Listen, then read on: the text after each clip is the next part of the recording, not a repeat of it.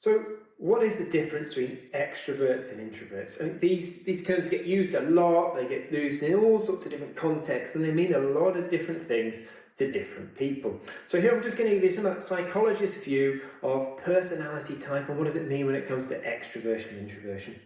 Key thing to remember here is extroversion introversion is all about where you get your energy from. Are you energized by the inner world, introversion, or the outside world, extroversion?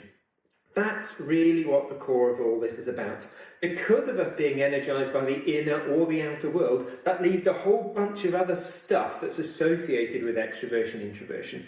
But if you're ever not sure about this, or you see, of course, that you can do things on both sides, just come back to that core idea. How do you recharge your batteries from the inner world or the outer world? So extroverts first, they get energized by interacting with other people. Particularly new people are a source of energy to extroverts. Introverts, they get energized by focusing and reflecting.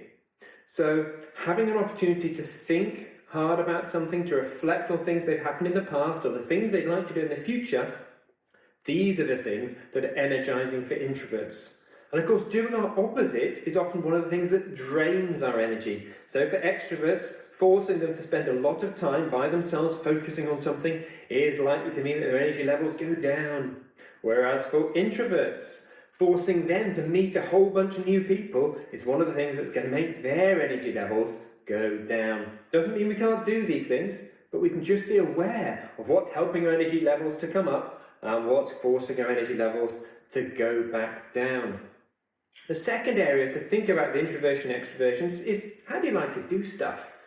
When extroverts have got something new they want to learn about, the first thing they generally want to do is to dive in and try it out. Learn by making some mistakes, falling over a little bit.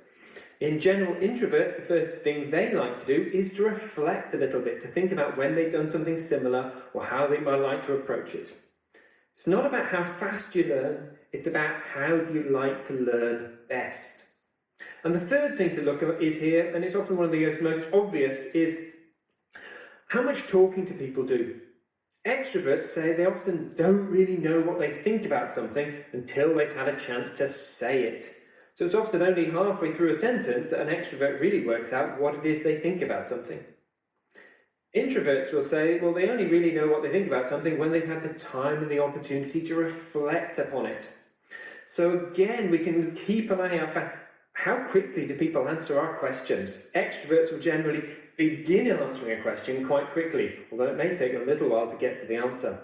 With introverts, we'll often see what's called the introverted pause, where we ask someone a question and they just reflect on it for a few moments to come up with just the right answer.